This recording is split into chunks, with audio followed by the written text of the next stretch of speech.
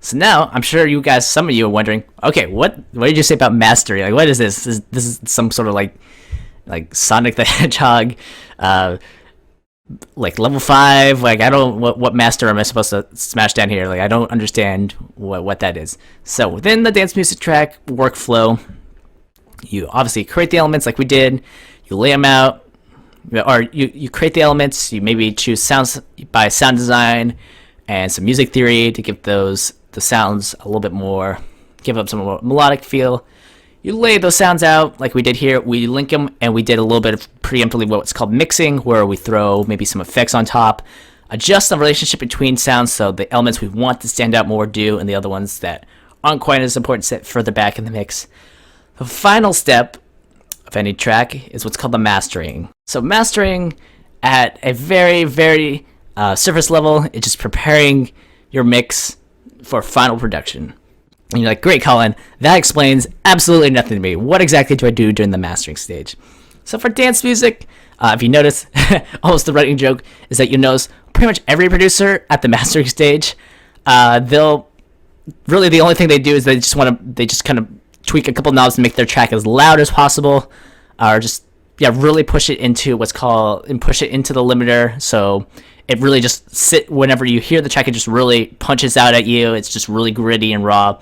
That's what a lot of dance music producers you see at mastering do. But really, I mean, the more nuanced thing is that you're kind of looking, okay, you're just kind of putting the final touches on the track to give it the feel you want.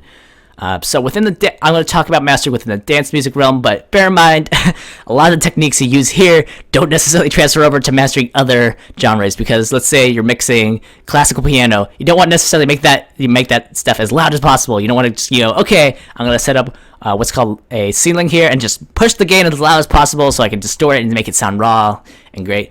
That's what dance music likes to do a lot, and it's I know a lot of people like to take shots at dance music producers because it's pretty much a common plague among us. Is that's how we master a lot of our tracks. So bear in mind, take this with a grain of salt. This is one technique that a lot of dance music producers use, but doesn't necessarily reflect how you master it in other genres. So what I use, go down to slot 2, go to Maximus. This is on the master channel.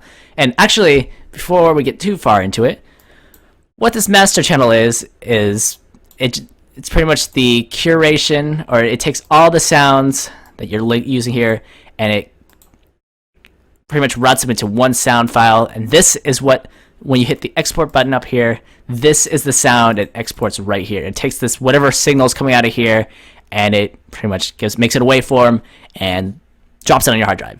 So that's why you see each of these. You see these weird green things like, what is all this? These are all linking to the master channel right here, because this is the bad boy that accumulates them all into one final output. So that's why you want to be sure whatever you do here, you're putting across every single element within the given track. So we'll go into our master. Now you have to make that mistake. If you left click, just double left click, go to Maximus. This is another great tool. Actually, probably one of the best tools when people talk about FL Studio. It's this little plugin here. Really great little guy. What we care about is go to the presets. And actually, even some of my producer friends who've been doing this for 5 to 7 years, they actually go to this plugin all the time, and they just go, I'll just choose one of the mastering presets because it sounds pretty good.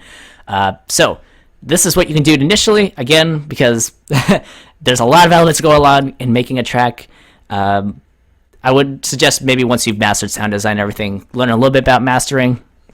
For now, if you want to just get maybe like the 80-20, get 80% of the results for just maybe a knob or two, go put in Maximus, and I think Clear Master RMS, that's a pretty good preset you can roll around with. So if we do that, this is what I do. We turn it off.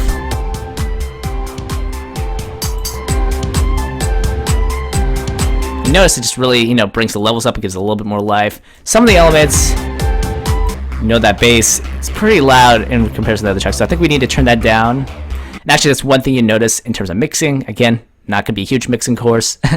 But you notice when you put the limiter on, some elements that sounded somewhat decent when the limiter is off tend to get way, way, way too loud with the limiter on. So sometimes some producers you actually hear talking about mixing with the limiter on.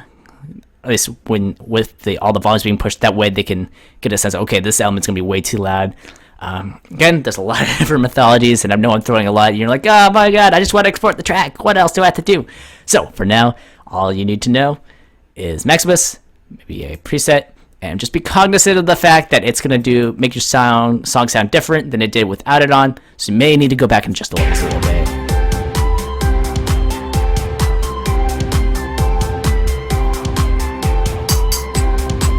Alright, and that sounds good. And if we look at the waveform, turn the gain down a bit. Yeah, it's looking about right.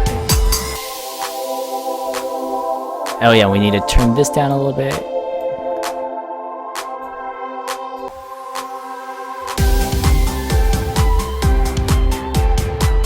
Alright, so yeah, just going through really quickly and making sure no element sounded too loud. So I think this is pretty much our final product. Congratulations, you have fully completed your track. Now we can go about exporting the track and sharing it with your friends. And also be sure to hit the save button while you're at it.